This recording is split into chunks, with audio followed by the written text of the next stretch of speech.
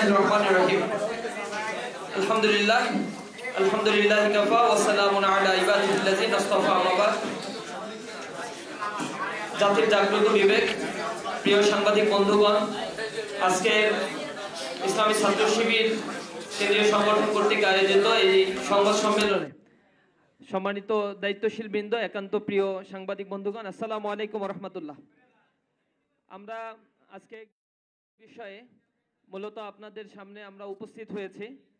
আপনারা জানেন 2024-এ যে গণ বিপ্লব সংগঠিত হয়েছিল ছাত্র জনতার নেতৃত্বে, এই বিপ্লবের সূতিকাগার বা সূত্রটা শুরু হয়েছিল মূলত ক্যাম্পাসের মধ্য দিয়ে, এবং ছাত্ররা তাদের অধিকারের জন্য বৈষম্যের বিরুদ্ধে তারা প্রতিবাদ করেছিল।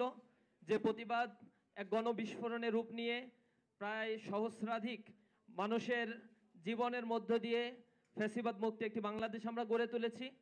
নতুন এই বাংলাদেশে আমাদের একটা প্রত্যাশা ছিল, এদেশের বিভিন্ন সংস্কারগুলোর পাশাপাশি অগ্রাধিকারের ভিত্তিতে এই সরকার শিক্ষা সংস্কারগুলো করবে। কিন্তু আমরা অত্যন্ত দুঃখের সাথে জানাচ্ছি যে আমাদের বিভিন্ন সেক্টরের জন্য 6টি সংস্কার কমিশন গঠন করা হলেও কার্যত শিক্ষা সংস্কার কমিশন এই সরকার গঠন করতে ব্যর্থ হয়েছে, গঠন করতে পারে নাই। ইসলামী ছাত্র শিবিরের পক্ষ থেকে আজকে আপনাদের সামনে এই শিক্ষা সংস্কারের কিছু প্রস্তাবনা ইসলামী ছাত্র শিবির পেশ করবে। পাশাপাশি আমরা বলতে চাই, আমাদের দেশের যে ভঙ্গুর শিক্ষা ব্যবস্থা, যে শিক্ষা ব্যবস্থার মধ্য দিয়ে স্বাধীনতা উত্তর এই 54 বছরে কাঙ্ক্ষিত সফলতা আমরা পাইনি, আমাদের জনশক্তিকে জনসম্পদে রূপান্তর করা সম্ভব হয়নি।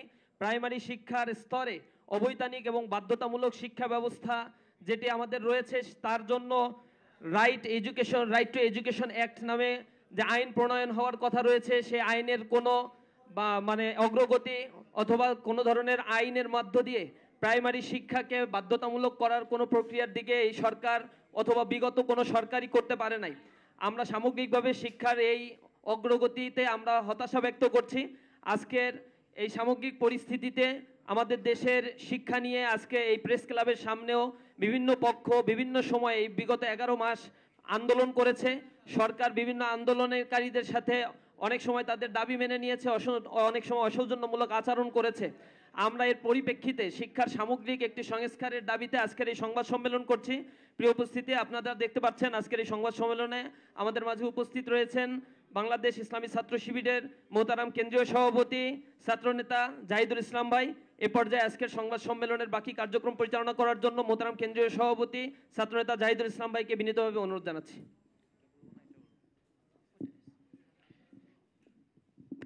আসসালামু আলাইকুম রহমতুল্লাহি ওয়া বারাকাতুহু। সাউন্ড শোনা যাচ্ছে ক্লিয়ার নাকি এটাতে বলবো? তেমন আমি ভালো আছি। আউযু বিল্লাহি মিনাশ শাইতানির রাজিম। বিসমিল্লাহির রহমানির রহিম। শিক্ষা সংস্কার প্রস্তাবনা 2025।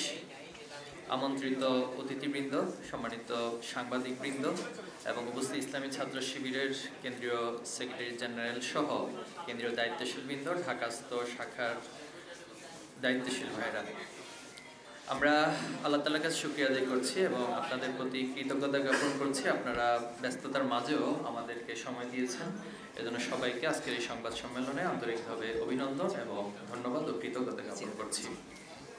সম্মানিত উপস্থিতি, 1947 থেকে 2024-এর জুলাই অভ্যুত্থান পর্যন্ত আধিপত্যবাদ ফ্যাসিবাদ বিরোধী লড়াইয়ে যারাই জীবন দিয়েছেন, জুলুম নির্যাতনের শিকার হয়েছেন, বিশেষ করে গত 2024 সালের জুলাই আগস্ট অভ্যুত্থানে যারা জীবন দিয়ে রক্ত দিয়ে আমাদেরকে নতুন বাংলাদেশ বিনির্মাণের স্বপ্ন দেখাচ্ছেন এবং নতুন বাংলাদেশ উপহার দিয়েছেন, আমরা তাদেরকে আজকের এই সংবাদ সম্মেলনের শুরুতেই বিশেষভাবে স্মরণ করছি এবং তাদের জন্য দোয়া করছি। আল্লাহ যেন তাদের ত্যাগকে কবুল করে নেন এবং তাদেরকে শাহাদাতের মর্যাদা দান করেন, আল্লাহুম্মা আমিন। সেই সাথে এই আন্দোলনে যারা আহত পঙ্গুত্ব বরণকারী রয়েছেন, আমরা তাদের সুস্থতার জন্য আল্লাহ তাআলার কাছে দোয়া করছি, আল্লাহ তাদেরকে সুস্থ করে দিন, আমিন। প্রিয় সাংবাদিকবৃন্দ, বাংলাদেশ ইসলামী ছাত্র শিবির প্রতিষ্ঠা লগ্ন থেকেই সৎ, দক্ষ, দেশপ্রেমিক নাগরিক তৈরির জন্য বাংলাদেশের ছাত্র সমাজের মাঝে কাজ করে যাচ্ছে। ছাত্র শিবির বিশ্বাস করে একটি আদর্শ জাতি গঠনে শিক্ষার বিকল্প নেই। তাই ছাত্র শিবিরের মৌলিক 5 দফার অন্যতম একটি দফা হচ্ছে ইসলামী শিক্ষা আন্দোলন ও ছাত্র সমস্যার সমাধান। ঔপনিবেশিক শাসনের 190 বছরের দীর্ঘ আজাদী লড়াইয়ে বিজয় এসেছিল 1947 সালে। এটি শুধু ব্রিটিশ শাসন থেকে মুক্তিই নয়, বরং জমিদারি প্রথার বিলুপ্তি এবং নাগরিকত্বের স্বীকৃতি সূচনা ছিল। কিন্তু পাকিস্তান রাষ্ট্র প্রতিষ্ঠার পর শাসকদের অদূরদর্শিতা, ভাষা ও সাংস্কৃতিক বৈচিত্র্যের অবমূল্যায়ন এবং রাজনৈতিক বৈষম্য পূর্ব ও পশ্চিম পাকিস্তানের মধ্যে গভীর বিভাজন সৃষ্টি করে ইতিহাসে নতুন ধারা 52 থেকে 71। অবশেষে 1971 সালে স্বাধীনতা যুদ্ধের মাধ্যমে আমরা অর্জন করি নতুন পতাকা ও স্বাধীন জাতিরাষ্ট্র বাংলাদেশ। কিন্তু স্বাধীনতার 54 বছর পর সুবর্ণ জয়ন্তী পেরিয়ে এই জনপদের মানুষ স্বাধীনতার প্রকৃত স্বাদ লাভ করতে পারেনি। বর্বর ক্ষমতার পালাবদলেও মানুষের ভাগ্যের মৌলিক কোনো পরিবর্তন পরিলক্ষিত হয়নি। শিক্ষা ও সংস্কৃতি ও রাষ্ট্রীয় মূল্যবোধ চরম অবক্ষয়, গণতান্ত্রিক কাঠামো ধ্বংস এবং প্রাতিষ্ঠানিক ব্যর্থতা রাষ্ট্রকে অকার্যকর করে তোলে। প্রতিষ্ঠিত হয় একদলীয় শাসন, দমন পীড়ন, গুম, দুর্নীতি, ভোটাধিকার হরণ, অর্থ পাচারের সংস্কৃতি। রাষ্ট্র ব্যবস্থা ফেসিবাদী রূপ ধারণ করে মানবিক মর্যাদা ও ন্যায় বিচার নির্বাসিত হয়। এই শোষণের বঞ্চনার বিরুদ্ধে 2024 সালের জুলাই মাসে ছাত্র জনতার নেতৃত্বে সংগঠিত হয় ঐতিহাসিক গণ অভ্যুত্থান 36 জুলাই, যা জুলাই বিপ্লব হিসেবে বাংলাদেশের নতুন জাতিরাষ্ট্র বিনির্মাণের সম্ভাবনা সৃষ্টি করেছে। প্রিয় উপস্থিতি, পাশ্চাত্য সভ্যতার আগ্রাসন এবং ভারতীয় আধিপত্যবাদের প্রভাব এদেশে নিজস্ব শিক্ষা কাঠামো তৈরিতে অন্তরায় হয়ে দাঁড়িয়েছে। 1972 সালে ডক্টর কুদরতি খুদা শিক্ষা কমিশন স্বাধীনতার মূলমন্ত্র সাম্য, মানবিক মর্যাদা ও সামাজিক সুবিচার উপেক্ষা করে শুধুমাত্র ধর্মনিরপেক্ষ শিক্ষানীতি প্রণয়ন করে, যা দেশের বৃহৎ জনগোষ্ঠীর আশা আকাঙ্ক্ষা, চিন্তা চেতনা, ঐতিহ্য, মূল্যবোধ ও সাংস্কৃতিক জীবনবোধের পরিপন্থী ছিল। এরপর 1978 সালে শিক্ষা উপদেষ্টা পরিষদ, 1983 সালে শিক্ষা পুনর্গঠন কমিটি, 1987 সালের জাতীয় শিক্ষা কমিশন, 1994 সালের কারিকুলাম টাস্কফোর্স, 2001 সালের শিক্ষা বিশেষজ্ঞ কমিটি শিক্ষা সংস্কারের কাজ করেছিল। কিন্তু রাজনৈতিক স্বার্থান্বেষী মহলের সুবিধার জন্য শিক্ষা সংক্রান্ত সংস্কার প্রস্তাবগুলো বিভিন্ন সময় পরিবর্তন হয়ে গিয়েছে। পতিত ফেসিবাদী সরকার 2010 সালে একটি ফেসিবাদী শিক্ষা প্রণয়ন করে এবং 2022 সাল থেকে সেই শিক্ষাক্রম বাস্তবায়ন শুরু করে। উক্ত শিক্ষাক্রমে ধর্মীয় শিক্ষাকে গুরুত্ব আরোপ না করে তদস্থলে বিদআত ও শিরকিয়াতের মতো ইসলামের সাথে সাংঘর্ষিক বিষয়গুলোকে অন্তর্ভুক্ত করা হয়েছিল। ছাত্র জনতার গণ অভ্যুত্থানের মাধ্যমে ক্ষমতাপ্রাপ্ত অন্তর্বর্তীকালীন সরকার একটি কার্যকর শিক্ষা ব্যবস্থার উদ্যোগ না নিয়ে 2012 সালে শিক্ষাক্রমে ফিরে যাওয়ার ঘোষণা দেয়, যা ছিল পতিত সরকারের ফ্যাসিবাদের বুনন। এর বিরুদ্ধে জনগণের তীব্র আন্দোলন শুরু হলে সরকার এই পরিত্যক্ত শিক্ষাক্রমকে স্থগিত ঘোষণা করে এবং তীব্র বিতর্কিত অংশগুলো বাদ দিয়ে একটি অস্থায়ী পাঠ্যসূচির মাধ্যমে শিক্ষা কার্যক্রম চালু রাখে। ফলে জাতি গঠনে পরিপূর্ণ পাঠ্যক্রম প্রণয়ন একটি অগ্রাধিকারযুক্ত জাতীয় কর্মসূচি হিসেবে গণ্য। 1972 সালের সংবিধানে বাংলাদেশের রাষ্ট্রের জাতীয় 4 মূলনীতি হলো গণতন্ত্র, সমাজতন্ত্র, জাতীয়তাবাদ ও ধর্মনিরপেক্ষতাবাদ, যার মাধ্যমে সকল নাগরিকের উপযোগী সমন্বিত শিক্ষা ব্যবস্থা গড়ে তোলা সম্ভব নয়। তাই মুসলিম দেশ হিসেবে বাংলাদেশে এমন একটি শিক্ষা ব্যবস্থার প্রবর্তন করা দরকার, যার মাধ্যমে ইসলামের আদর্শকে জাতীয় জীবনের সর্বক্ষেত্রে রূপদান করা সম্ভব। আধুনিক বিশ্বে ইসলামের আদর্শকে মানবজাতির মুক্তির বিধান রূপে তুলে ধরার জন্য সুনাগরিক গঠনে জ্ঞান বিজ্ঞানের সকল দিকের শিক্ষা এবং সাহিত্যে ইসলামী নৈতিকতা, মূল্যবোধের প্রাধান্য স্থাপন করতে হবে। তাই বস্তুগত জ্ঞানের সাথে নৈতিক শক্তির সমন্বয় সাধনই আমাদের শিক্ষা ব্যবস্থার লক্ষ্য হওয়া প্রয়োজন। সম্মানিত সাংবাদিকবৃন্দ, জুলাই গণ অভ্যুত্থানের আকাঙ্ক্ষা অনুযায়ী বাংলাদেশের শিক্ষা ব্যবস্থা হওয়া উচিত সমতাভিত্তিক, প্রযুক্তি নির্ভর ও সৃজনশীল, যা নৈতিকতা, মানবিক মূল্যবোধ, বিজ্ঞান মনস্ক ও কর্মদক্ষতা বিকশিত করবে। এছাড়া শহর, গ্রাম, নারী, পুরুষ, ধনী, গরিব, জাতি, ধর্ম, বর্ণ নির্বিশেষে সকল প্রকার বৈষম্য দূর করে সকলের জন্য বিনামূল্যে ও মানসম্মত শিক্ষা নিশ্চিত করাই হোক দেশের শিক্ষা ব্যবস্থার মূল লক্ষ্য। অথচ বাংলাদেশের শিক্ষা খাতে বরাদ্দের পরিমাণ আন্তর্জাতিক মানদণ্ডের তুলনায় খুবই অপ্রতুল। ইউনেস্কোর সুপারিশ অনুযায়ী একটি দেশের জিডিপির ন্যূনতম 6% শিক্ষা খাতে ব্যয় করার উচিত, কিন্তু বাংলাদেশের ক্ষেত্রে এই হার 2%-এরও কম। এশিয়ার অন্যতম দেশ সিঙ্গাপুর জাতীয় বাজেটের প্রায় 10%, মালয়েশিয়া 17-20%, ভারত আমাদের পার্শ্ববর্তী রাষ্ট্র সেখানে 13-17%, চীনে 10-13% শিক্ষা খাতে বরাদ্দ করে। এর তুলনায় 2025-26 অর্থবছর বাংলাদেশের নানা খাতে পর্যাপ্ত বরাদ্দ থাকলেও শিক্ষা খাতে বরাদ্দ হয়েছিল মাত্র 1.8-2%। যা অত্যন্ত কম এবং আন্তর্জাতিক মানদণ্ডের তুলনায় অনেক পিছিয়ে। দেশের তরুণ ছাত্র ও যুব সমাজের প্রতিনিধিত্বকারী দায়িত্বশীল সংগঠন হিসেবে বাংলাদেশ ইসলামী ছাত্র শিবির বিভিন্ন সময়ে সিম্পোজিয়াম, সেমিনার, বুকলেট প্রকাশের মাধ্যমে শিক্ষা ব্যবস্থার ব্যাপারে সুনির্দিষ্ট প্রস্তাবনাসমূহ তুলে ধরেছে। বারবার স্মরণ করিয়ে দিয়েছিলাম দিশেহারা একটি জাতির গঠনমূলক শিক্ষা ব্যবস্থার ভিত্তি কী, কেন এবং কেমন হওয়া জরুরি। আমরা জানি শিক্ষা কাঠামোদের তিনটি অংশীজন ওতপ্রোতভাবে জড়িত: শিক্ষক, শিক্ষার্থী এবং অভিভাবক। এই তিন শ্রেণীর মৌলিক প্রত্যাশার জায়গাও এক অভিন্ন, তা হলো গুণগত শিক্ষা। উল্লেখ্য, দীর্ঘকাল ধরে এই জনপদে অধিকাংশ মানুষের মূল্যবোধ ও আকাঙ্ক্ষার বিপরীতে চাপিয়ে দেওয়া ঔপনিবেশিক, সাম্রাজ্যবাদী ও আধিপত্যবাদী শিক্ষা ব্যবস্থার মূলে কুঠারাঘাত করার জন্য এই তিন শ্রেণী রক্ত দিয়েছে। বাংলাদেশ ইসলামী ছাত্র শিবির সেই শহীদদের কাঙ্ক্ষিত দেশ গঠনে ফ্যাসিবাদের রেখে যাওয়া ঘুণে ধরা শিক্ষা ব্যবস্থাকে আধুনিকরণ, যুগোপযোগী ও নৈতিক মূল্যবোধের ভিত্তিতে পুনর্গঠনের জন্য পাঠ্যক্রম, শিক্ষানীতি, শিক্ষা ব্যবস্থা, উচ্চশিক্ষা, মাদ্রাসা শিক্ষা, দক্ষতা মূল্যায়ন, শিক্ষক প্রশিক্ষণ এবং বিবিধ বিষয়কে সামনে রেখে আমরা 30 দফা সংস্কার প্রস্তাবনা উপস্থাপন করছি। আমাদের 30 দফা সংস্কার প্রস্তাবনা 1, অন্তর্ভুক্তিমূলক শিক্ষা কমিশন গঠন। সর্বজন শ্রদ্ধেয় শিক্ষাবিদ, গবেষক, আলেম সমাজের প্রতিনিধি, ছাত্র প্রতিনিধি এবং নীতি নির্ধারকদের নিয়ে একটি অন্তর্ভুক্তিমূলক স্বাধীন শিক্ষা কমিশন গঠন করতে হবে। গবেষণা ও মূল্যায়নের মাধ্যমে বাংলাদেশের শিক্ষার বর্তমান অবস্থার বিশ্লেষণ করে শিক্ষা ব্যবস্থার উপর একটি প্রতিবেদন প্রকাশ এবং নতুন শিক্ষানীতি প্রণয়ন করার জন্য জুলাই অভ্যুত্থানের মূল স্পিরিটকে ধারণ করে শিক্ষানীতি প্রণয়ন করতে হবে। সংস্কার প্রস্তাবনা 2, জুলাই অভ্যুত্থানকে পাঠ্যসূচিতে অন্তর্ভুক্তিকরণ। বাংলাদেশের ইতিহাস ভিত্তিক সকল পাঠ্যসূচিতে জাতির গুরুত্বপূর্ণ ঘটনাসমূহের পাশাপাশি জুলাই অভ্যুত্থানের মতো ঐতিহাসিক ঘটনাকে অবশ্যই অন্তর্ভুক্ত করতে হবে। একই সঙ্গে দেশে সংগঠিত মানবাধিকার লঙ্ঘনের ঘটনাগুলো ইতিহাসের অংশ হিসেবে শিক্ষার্থীদের সামনে তুলে ধরতে হবে, যেন তারা সত্য ন্যায়ের প্রতি সচেতন, মানবিক, দায়িত্বশীল নাগরিক হিসেবে গড়ে উঠতে পারে। সংস্কার প্রস্তাবনা 3, ইসলামী মূল্যবোধ ও নৈতিকতা সমন্বিত আধুনিক শিক্ষাক্রম প্রণয়ন। শিক্ষার্থীদের মধ্যে জাতীয় চেতনা, ধর্মীয় মূল্যবোধ, নৈতিকতা, দেশপ্রেম, সৃজনশীলতা, গঠনমূলক চিন্তা ও সমস্যা সমাধানের দক্ষতা বাড়ানোর উপর গুরুত্ব দিয়ে যুগোপযোগী শিক্ষাক্রম ও পাঠ্যক্রম প্রণয়ন করতে হবে।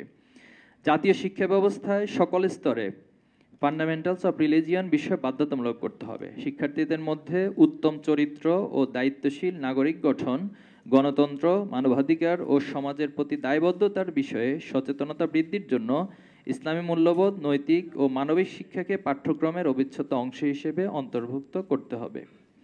সংস্কার প্রস্তাবনা 4, বহুমাত্রিক মূল্যবোধের বিকাশ। পাশ্চাত্যের অনুকরণে একমাত্রিক মূল্যবোধহীন শিক্ষা ব্যবস্থার পরিবর্তে বাংলাদেশের বহুমাত্রিক সমাজের মূল্যবোধ বিকাশ ঘটে এমন শিক্ষাক্রম সাজানো প্রয়োজন। নিজস্ব ভাষা, নিজস্ব সংস্কৃতি, আঞ্চলিক ও ঐতিহাসিক ও ধর্মীয় আচার ও মূল্যবোধকে পাঠ্যক্রমে এবং শিক্ষা প্রতিষ্ঠানে গুরুত্ব সহকারে উপস্থাপন করা আমাদের নিজস্ব মূল্যবোধের বিকাশ শক্তিশালী জাতীয় চেতনার উন্মেষ ঘটাবে। এজন্য পাল আমল থেকে সুলতানি বাংলা, ব্রিটিশ বাংলার ঐতিহাসিক প্রেক্ষাপট, জীবনাচরণ, কৃষি, বাণিজ্য, নগরায়ন ইত্যাদি তুলে ধরে এমন পাঠ্যপুস্তক আবশ্যক।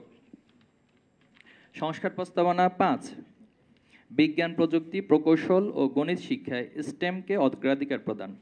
চতুর্থ বিপ্লব 4IR উপযোগী স্টেম, বিজ্ঞান, প্রযুক্তি, প্রকৌশল ও গণিত শিক্ষাকে সর্বোচ্চ গুরুত্ব দিয়ে প্রযুক্তি নির্ভর, উদ্ভাবনমূলক ও গবেষণা ভিত্তিক পাঠ্যক্রম প্রণয়ন করতে হবে। বৈশ্বিক প্রতিযোগিতার অংশ নিতে হলে স্টেম শিক্ষার সম্প্রসারণ, আকর্ষণীয় পাঠ্যক্রম, প্রযুক্তি নির্ভর প্রশিক্ষণ ব্যবস্থা, শিক্ষার্থীদের উদ্ভাবনী দক্ষতা, প্রযুক্তি সচেতনতা ও বিজ্ঞান ভিত্তিক জ্ঞান অপরিহার্য। এছাড়া বিশ্ববিদ্যালয় পর্যায়ে পদার্থবিজ্ঞান, গণিত, রসায়নের মতো মৌলিক বিষয়গুলোকে আন্তর্জাতিক মানে উন্নীত করতে হবে। পাশাপাশি মৌলিক বিভাগগুলোতে পর্যাপ্ত পরিমাণ আন্তর্জাতিক মানের শিক্ষক ও গবেষক নিযুক্ত করতে হবে। সংস্কার প্রস্তাবনা 6, ভাষা শিক্ষা সংক্রান্ত। জাতীয় শিক্ষাক্রমে অবশ্যই বাংলা, ইংরেজি, আরবি উপজাতিদের এবং ভিন্ন ধর্মাবলম্বীদের জন্য তাদের পছন্দ অনুযায়ী ভাষা, অন্তত 3টি ভাষা শিক্ষা বাধ্যতামূলক করতে হবে। এই পৃথিবীর অন্যান্য গুরুত্বপূর্ণ ভাষা যেমন চাইনিজ, জাপানিজ, স্প্যানিশ, জার্মান ইত্যাদি ভাষা শিক্ষার ক্ষেত্রে উৎসাহিত করতে হবে।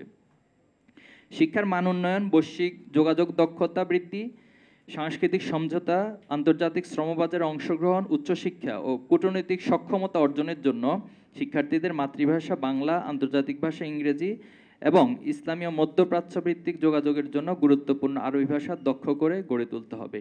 ইংরেজি আরবি ভাষার দক্ষ শিক্ষকের সংকট দূর করতে প্রয়োজনীয় পদক্ষেপ গ্রহণ করতে হবে। ভাষা শিক্ষায় শুধু পঠন পাঠন নয়, বরং শ্রবণ কথন দক্ষতা উন্নয়নের উপর জোর দিতে হবে, যাতে শিক্ষার্থীরা বাস্তব জীবনে কার্যকর ভাষা দক্ষতা অর্জন করতে পারে। সংস্কার প্রস্তাবনা 7, সামরিক ও শারীরিক শিক্ষা নিশ্চিতকরণ। শিক্ষা কারিকুলামে নির্দিষ্ট শ্রেণীর শিক্ষার্থীদের জন্য সামরিক প্রশিক্ষণের ব্যবস্থা থাকতে হবে, যা শারীরিক শিক্ষা শিক্ষার্থীদের শারীরিক সুস্থতা, শৃঙ্খলা, আত্মবিশ্বাস ও দলগত কাজের দক্ষতা বৃদ্ধি করবে এবং তাদের সামগ্রিক ব্যক্তির উন্নয়ন ও আত্মরক্ষায় সহায়ক হবে।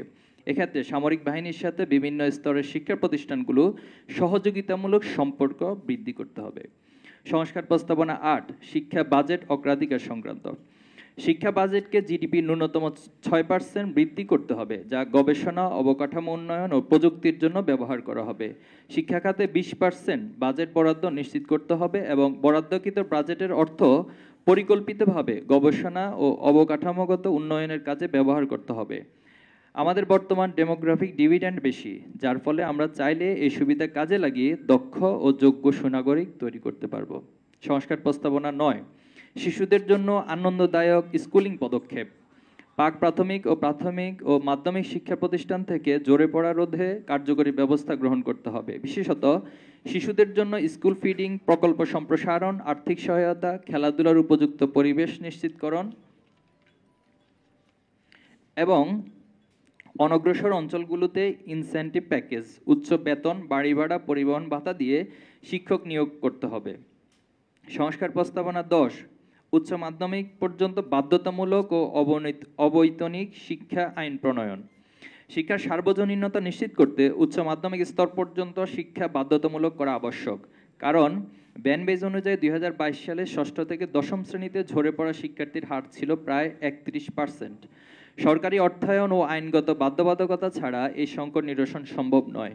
1990 সালে প্রাথমিক শিক্ষা বাধ্যতামূলক করা হয়েছিল, কিন্তু দুঃখজনক হলো সত্য, 35 বছর হতে চললেও সেটি উচ্চ মাধ্যমিক পর্যন্ত উন্নীত হয়নি, যা জাতি হিসেবে শিক্ষার প্রতি আমাদের উদাসীনতার বহিঃপ্রকাশ। অন্যদিকে প্রথম শ্রেণী থেকে পর্যায়ক্রমে অষ্টম শ্রেণী পর্যন্ত অবৈতনিক শিক্ষা বিদ্যমান রয়েছে, সেটিকে খুব দ্রুত পর্যায়ক্রমে দ্বাদশ শ্রেণী পর্যন্ত উন্নীত করতে হবে। সংস্কার প্রস্তাবনা 11, স্বাধীন ও স্বতন্ত্র নিয়োগ কমিশন গঠন।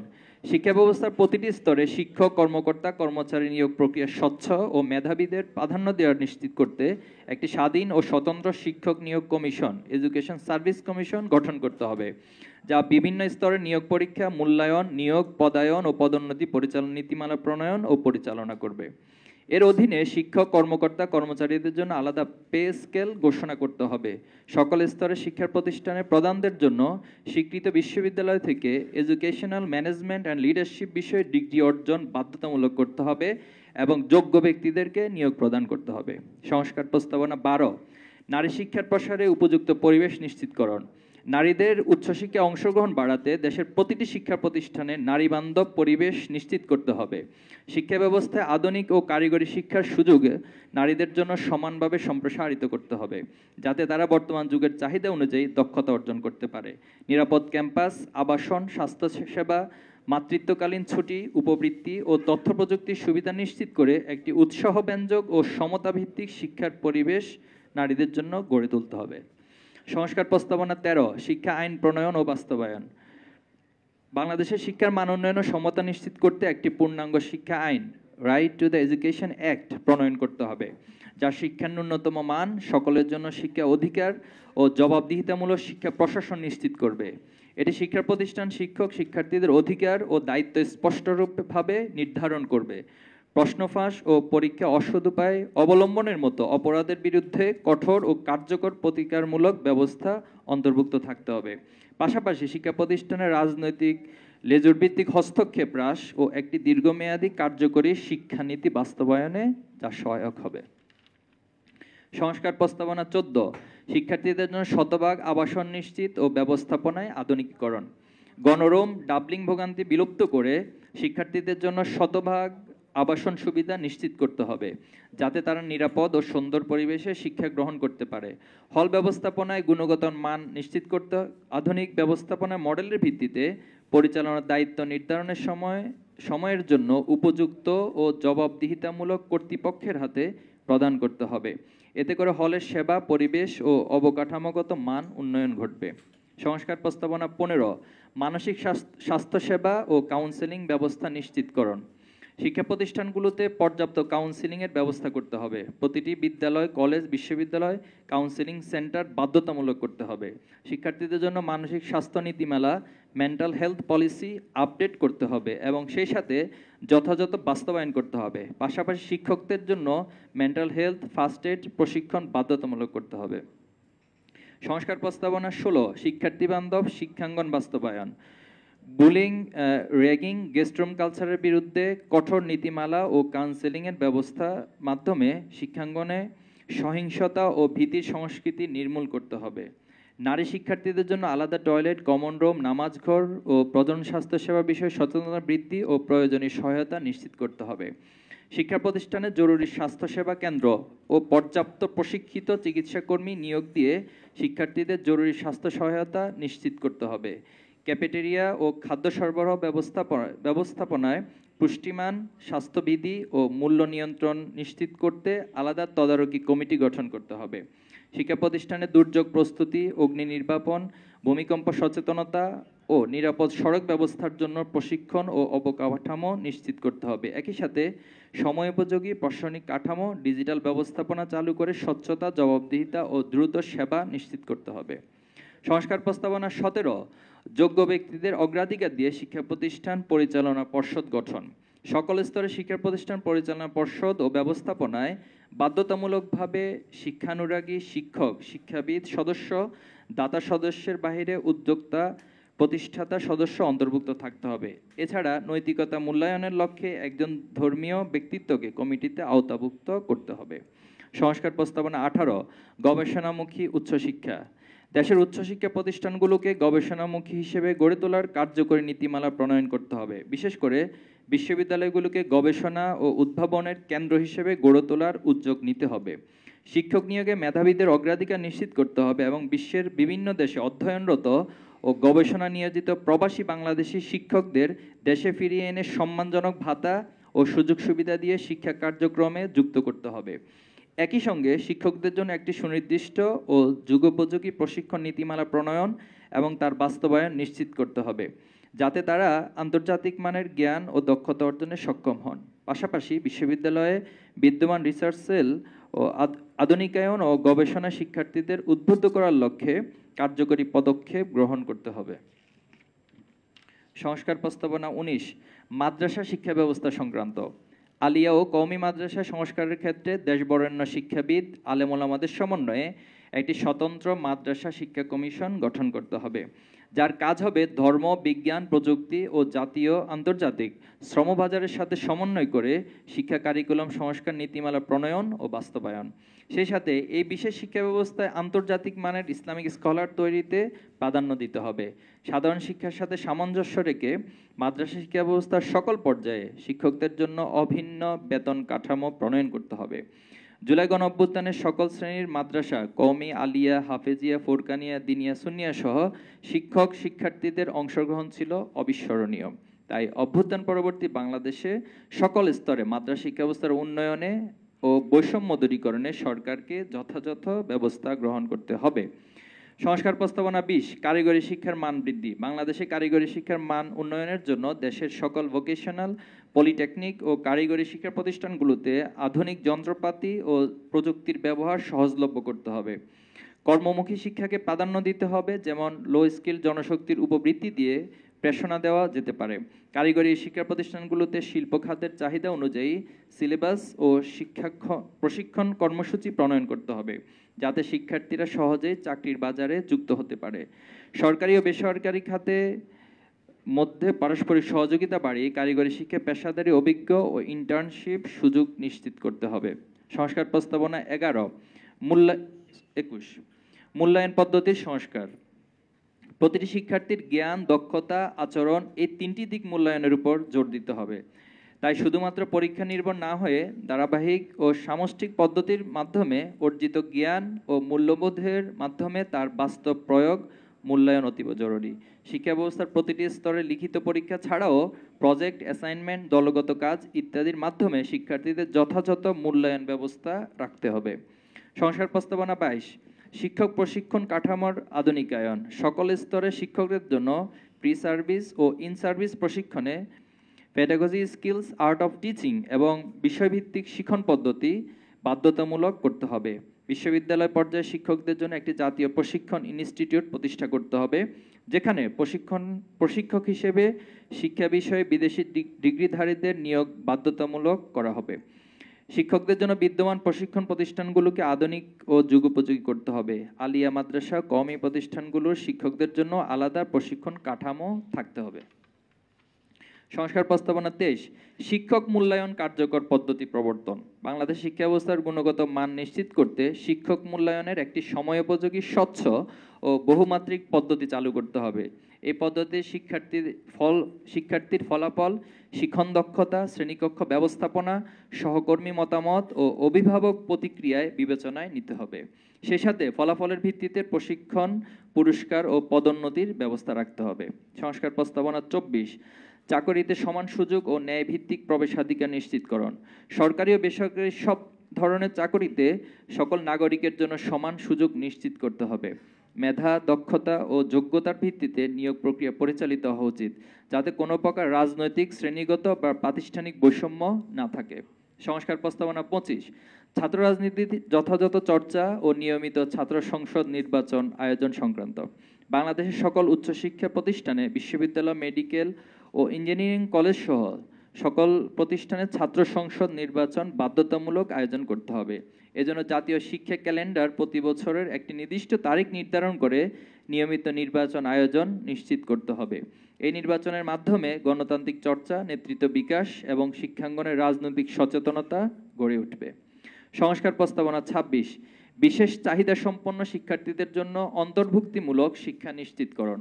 সকল শিক্ষা প্রতিষ্ঠানে বিশেষ চাহিদা সম্পন্ন শিক্ষার্থীদের জন্য অন্তর্ভুক্তিমূলক শিক্ষা নিশ্চিত করতে র্যাম্প, ব্রেইল বই, শ্রবণ সহায়ক যন্ত্র ইত্যাদি নিশ্চিত করতে হবে। বিশেষ চাহিদা সম্পন্ন শিক্ষার্থীদের জন্য প্রশিক্ষিত শিক্ষক নিয়োগ ও বিদ্যমান শিক্ষকদের প্রশিক্ষণ প্রদান করতে হবে। এর পাশাপাশি সম্পর্কিত বিদ্যমান নীতিমালা রিভিউ এবং এর বাস্তবায়ন নিশ্চিত করতে হবে। সংস্কার প্রস্তাবনা 27, পথশিশু ও সুবিধাবঞ্চিত শিশুদের মূলধারা শিক্ষায় অন্তর্ভুক্তিকরণ। পথশিশু, অভিভাবকহীন, ভবঘুরে বেদে শিশুদের এবং সুবিধাবঞ্চিত জনগোষ্ঠীকে দ্রুততম সময়ে সাক্ষরতার আওতায় আনতে হবে। এজন্য সরকারি পৃষ্ঠপোষকতা ও অর্থায়নে বিশেষ শিক্ষা প্রতিষ্ঠান গড়ে তুলতে হবে এবং তাদের মূলধারার শিক্ষা ব্যবস্থার অন্তর্ভুক্ত করার কার্যকর ব্যবস্থা গ্রহণ করতে হবে। জুলাই অভ্যুত্থানে এই সকল মানুষদের অবদান অনস্বীকার্য। সংস্কার প্রস্তাবনা 28, কর্মসংস্থান সুযোগ সৃষ্টি করে বেকারত্ব হ্রাস। বাজারের চাহিদা অনুযায়ী দক্ষ জনশক্তি তৈরি করে নতুন কর্মসংস্থানের ক্ষেত্র সৃষ্টি করতে হবে। উচ্চশিক্ষায় কর্পোরেট ইন্টারেস্ট সংযুক্ত অপ্রয়োজনীয় পাঠ্য বিষয়গুলো বাদ দিয়ে সোশ্যাল অ্যান্ড হিউম্যান ইন্টারেস্টের প্রয়োজনীয় নতুন বিষয়সমূহকে অন্তর্ভুক্ত করতে হবে। একই সাথে শ্রমবাজারের চাহিদার সাথে সামঞ্জস্য রেখে বিশ্ববিদ্যালয় পর্যায়ে যেসব বিষয়ের বাস্তবিক কোনো প্রয়োগ নেই সেগুলোকে ধীরে ধীরে অন্যান্য প্রাসঙ্গিক বিষয়ের সাথে একীভূত করে নিতে হবে অথবা বিলুপ্ত করতে হবে। সংস্কার প্রস্তাবনা 29, উপজাতি, ক্ষুদ্র নৃগোষ্ঠীর শিক্ষার উন্নয়ন ও সমান অধিকার নিশ্চিতকরণ। পাহাড়ি ও দুর্গম অঞ্চলে শিক্ষা প্রতিষ্ঠানের সংখ্যা ও গুণগত মান বৃদ্ধি করতে হবে। পাশাপাশি আবাসন, উপবৃত্তি, স্বাস্থ্যসেবা ও প্রযুক্তি সুবিধা সহ অন্যান্য সুবিধা নিশ্চিত করতে হবে। তাদের শিক্ষা ও উন্নয়নের পথকে সমান অধিকারের ভিত্তিতে রাষ্ট্রীয় সহযোগিতার আওতায় আনতে হবে। সংস্কার প্রস্তাবনা 30, শিক্ষা প্রতিষ্ঠানে অভিভাবক অংশগ্রহণ ও জবাবদিহিতা নিশ্চিতকরণ। শিক্ষার্থীদের সার্বিক উন্নয়নে অভিভাবকদের সাথে নিয়মিত যোগাযোগ ও জবাবদিহিতামূলক সম্পর্ক গড়ে তুলতে হবে। পাশাপাশি ইতিবাচক প্যারেন্টিং নিশ্চিত করে শিক্ষার্থীদের মনোজাগতিক বিকাশ সাধনে কার্যকর কর্মসূচি প্রণয়ন করতে হবে। শিক্ষার্থীদের মধ্যকার নৈতিকতা, শ্রেণীকক্ষে উপস্থিতি, একাডেমিক অগ্রগতি ও শৃঙ্খলা নিশ্চিতকরণে শিক্ষা প্রতিষ্ঠানগুলোতে অভিভাবক প্রতিনিধির অন্তর্ভুক্ত করে অভ্যন্তরীণ কমিটি গঠন করতে হবে। এতে শিক্ষা ব্যবস্থার স্বচ্ছতা, দায়িত্ববোধ ও সম্মিলিত অংশগ্রহণ নিশ্চিত হবে। প্রিয় উপস্থিতি, শিক্ষা জাতির মেরুদণ্ড। একটি জাতিকে সমৃদ্ধ করতে হলে তার শিক্ষা ব্যবস্থা যুগোপযোগী ও নৈতিক মূল্যবোধ সম্পন্ন হওয়া চাই।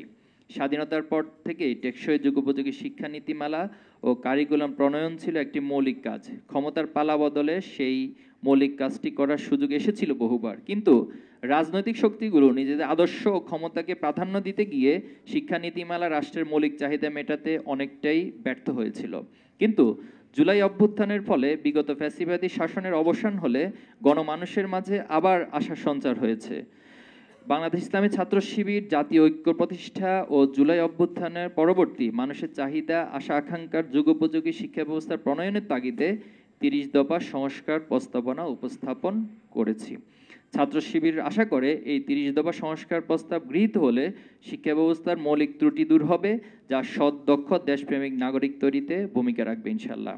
বাংলা ইসলামী ছাত্র শিবির দৃঢ়ভাবে বিশ্বাস করে শিক্ষানীতি জাতির ভবিষ্যৎ নির্ধারণে অন্যতম প্রধান নিয়ামক। 30 দফা শিক্ষা সংস্কার প্রস্তাবকে আলোচনার ভিত্তি হিসেবে গ্রহণ করে দ্রুত শিক্ষা সংস্কার কার্যক্রম এগিয়ে নিতে সরকারের কাছে আমরা আহ্বান জানাচ্ছি। প্রকাশিত ঘোষণাপত্রে শিক্ষা সংস্কার প্রস্তাবনা অন্তর্ভুক্তি করে জুলাই সনদ প্রণয়ন ও আইনি ভিত্তি প্রদান করতে হবে। অন্যথায় জুলাই অভ্যুত্থানে সহস্রাধিক শহীদ ও আহত মানুষের আত্মত্যাগের যথাযথ মর্যাদা নিশ্চিত হবে না এবং অভ্যুত্থানের আকাঙ্ক্ষা বাস্তবায়নে সৎ ও যোগ্য প্রজন্ম তৈরি করে সবার বাংলাদেশ গঠন স্বপ্ন অধরাই থেকে যাবে। গণমাধ্যম, সামাজিক রাজনৈতিক ব্যক্তিত্ব, শিক্ষাবিদ, ছাত্র সমাজ সহ সংশ্লিষ্ট সকলকে এ বিষয়ে সক্রিয় ভূমিকা নেওয়ার আহ্বান জানিয়ে আমি আমার লিখিত বক্তব্য এখানে শেষ করছি। আপনাদের সবাইকে ধন্যবাদ। 30 দফা 30 দফা। ওকে, জি শিওর বল।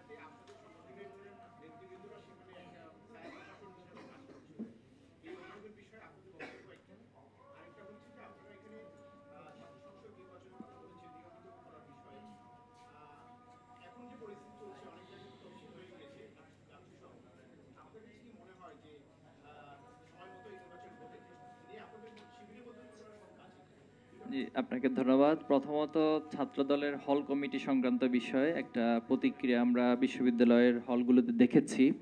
তো ছাত্র শিবির শুরু থেকে বলে আসছে যে যেহেতু সাংবিধানিকভাবে সকলেরই রাজনৈতিক অধিকার রয়েছে, তার ব্যক্তি স্বাধীনতা রয়েছে, তার দলমত আদর্শ বাছাইয়ের স্বাধীনতা রয়েছে, তো সেই জায়গা থেকে রাজনৈতিক অধিকার এটি সাংবিধানিক অধিকার, যে কেউই এই অধিকার তিনি সংরক্ষণ করবেন এবং সে অধিকার ভোগ করবেন। কিন্তু কিছু কিছু ক্যাম্পাসে আপনি জানেন আবরার ফাহাদ হত্যাকাণ্ডের পর বুয়েটে আমরা দেখেছি সাধারণ শিক্ষার্থীর দাবির প্রেক্ষিতে সেখানে প্রশাসন ছাত্ররা নিষিদ্ধ করতে বাধ্য হয়েছে। এরপর এই জুলাই অভ্যুত্থানের পর আপনাদের কাছে আমরা অবহিতের জন্য জানাচ্ছি যে আমরা একটা ইন্টারনাল সার্ভে করেছিলাম, সেখানে 80%-এর বেশি শিক্ষার্থী সে সময় ছাত্র রাজনীতির বিরুদ্ধে তাদের মত দিয়েছেন। এখন প্রশ্ন হলো যে এই ছাত্র রাজনীতির প্রতি এই ভয় আতঙ্কটা কেন তৈরি হয়েছে? যেহেতু আপনারা জানেন গত 15 বছর ফ্যাসিবাদ কায়েম থাকার কারণে তারা ক্যাম্পাসগুলোতে ছাত্র রাজনীতির নামে যে অপরাজনীতি এবং আধিপত্য বিরাজ এবং এক ধরনের জুলুমতন্ত্র কায়েম করেছিল, তো সেই ভীতি এবং ট্রমা শিক্ষার্থীদের মাঝ থেকে এখনো যায়নি। তো আমরা শিক্ষার্থীদের এই চাওয়াটাকে অসম্মান করতে চাই না, বরং তাদের প্রতি সম্মান রেখেই তাদের মাঝে যেন ছাত্র রাজনীতির ভীতি দূর হয় সেজন্য ছাত্র শিবির কাজ করে যাচ্ছে। সেক্ষেত্রে বিশ্ববিদ্যালয় প্রশাসনের কাছে বেশ কিছু দাবি আমরা উত্থাপন করেছি। আমরা বলেছি যে শিক্ষার্থীদের কাছ থেকে মতামত নেওয়া যেতে পারে, সেটা এখন অনেক ধরনের প্রসেস আছে, গণভোট হতে পারে অথবা তাদের কাছে ইমেলের মাধ্যমে তাদের মতামত জানা যেতে পারে। তো অধিকাংশ শিক্ষার্থী যদি হলে রাজনীতি চায় আমরা ছাত্র শিবিরও দ্রুত সময় সেখানে কমিটি দিব। আর তার আগ পর্যন্ত শিক্ষার্থীদের মতামত যাচাইয়ের জন্য আমরা বিশ্ববিদ্যালয় প্রশাসন সহ সংশ্লিষ্টদের কাছে আহ্বান জানাচ্ছি। দ্বিতীয় যে বিষয়টা বলেছেন যে ছাত্র সংঘ নির্বাচনের ক্ষেত্রে আমাদের আশঙ্কা আছে কিনা, আমরা 5ই আগস্টের পরে বারবার বলে আসছি যেহেতু দলীয় লেজুর ভিত্তি রাজনীতির দীর্ঘদিনের ইতিহাস বাংলাদেশের ক্যাম্পাসগুলোতে আছে এবং মূলত এই লেজুর ভিত্তি রাজনীতিকে প্রমোট করার উদ্দেশ্যে ছাত্র সংসদ নির্বাচনগুলো বন্ধ রাখা হয়েছে। তো সে জায়গায় আমরা বলে এসেছি যে শিক্ষার্থীদের প্রকৃত প্রতিনিধি নির্বাচন এবং ছাত্র সংসদের মাধ্যমে যে প্রতিনিধি নির্বাচন হবে তাদের জবাবদিহিতার জায়গাটাও শিক্ষার্থীদের কাছে অনেক বেশি থাকে। তো সব কিছু মিলে আলহামদুলিল্লাহ বিশ্ববিদ্যালয় প্রশাসন উদ্যোগ নিয়েছে, কিন্তু কিছু সংখ্যা আমরা দেখছি, যেমন রাজশাহী বিশ্ববিদ্যালয়ে যিনি ছাত্রদলের সভাপতি সম্ভবত তিনি বলেছেন যে তিনি কোনোভাবেই ছাত্র সংসদ নির্বাচন হতে দিবে না। তো এর চেয়ে বড় মানে স্বৈরাচারী বক্তব্য, ফ্যাসিবাদী বক্তব্য আর কিছু আছে বলে আমরা মনে করি না। আমরা বিগত সময় ছাত্রলীগকেও দেখি না যে এই ধরনের বক্তব্য দিতে, যে তিনি কোনোভাবে ছাত্র নির্বাচন হতে দিবে না। কেন হতে দিবেন না রে ভাই? আপনি বলেন আপনার সমস্যাটা কোথায়?